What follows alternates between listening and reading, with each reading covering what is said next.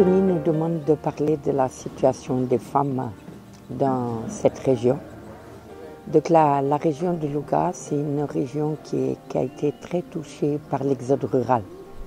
La plupart des hommes sont partis dans les villes à la suite de la sécheresse qui avait démarré à peu près il y a 100 ans. Et ce qui fait que c'est souvent les femmes se retrouvent seules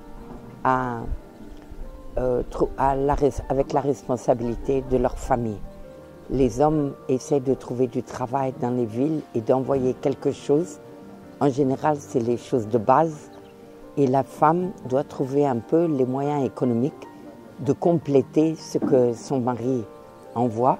Et aussi bien du point de vue alimentaire que pour les dépenses de la santé, que les petites dépenses qui vont autour de la vie quotidienne. Donc d'une façon générale, c'est des femmes qui sont très motivées pour trouver des activités régénératrices de revenus. Souvent, elles font tout un petit commerce où elles essaient d'organiser des tontines, c'est-à-dire un système de caisse de solidarité financière où chacun met un petit quelque chose chaque semaine et à la fin du mois, on prête l'argent à une d'entre elles. Donc ce sont des femmes qui sont très patientes et très persévérantes dans une situation sociale difficile parce que souvent donc, elles sont en situation d'isolement. Alors quand dans le cadre du projet de réhabilitation de Nguigis-Bamba,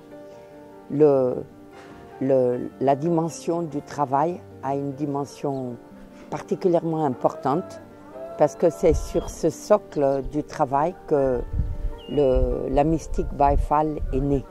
Et donc, comment faire pour que chaque être humain puisse vivre dignement de son travail sans être obligé à quitter son terroir, quitter son village pour aller dans les villes. Et même dans les villes, beaucoup de jeunes prennent les pirogues pour aller en Espagne au risque de leur vie. Tout ça, c'est des drames qui touchent l'Afrique et l'Afrique de l'Ouest et le Sénégal aujourd'hui. Donc la problématique de la formation professionnelle, comment pouvoir faire que ces femmes qui sont avant tout des femmes qui connaissent l'agriculture, et c'est une agriculture seulement sur 3 mois de pluie, juillet, août, septembre, après il y a les récoltes. Comment faire pour qu'elles puissent avoir un savoir-faire qui leur permette de gagner un peu d'argent d'une façon digne. Et on a engagé une dynamique de formation autour des travaux d'artisanat. La coupe-confection pour les jeunes filles, la vannerie pour les femmes plus âgées, le crochet pour les femmes qui sont mariées, qui sont un peu middle age, et les jeunes garçons qui souhaitent avoir un travail dans le cadre aussi de l'agroécologie, le maraîchage, l'agroforesterie, la pisciculture. Tout ça, ce sont des métiers qui peuvent aider les gens à dégager des ressources en restant travailler dans leur village dignement. Donc l'apport de formation au Sénégal dans ce cadre-là est important parce que jusqu'à il y a 2 ans, on travaillait avec les femmes sous un bar. Un bar, c'est un abri contre le soleil qui est fait de tiges de mil.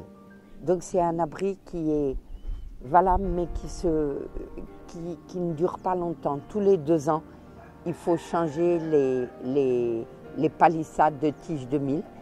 Et ça ne résiste pas à la pluie, ça ne résiste pas au vent, ça ne résiste pas à la poussière. Et Formation au Sénégal a trouvé les moyens de nous aider à construire ce qu'on appelle un bar, c'est-à-dire un grand espace pour réunir les femmes pour qu'elles soient dans de meilleures conditions pour travailler l'artisanat. Et ça, c'est tellement important parce que les femmes, il y a une grande demande. Parce qu'elles sont très persévérantes, elles sont humbles, Donc elles acceptent avec beaucoup de reconnaissance tous les apports qui sont faits à leur égard.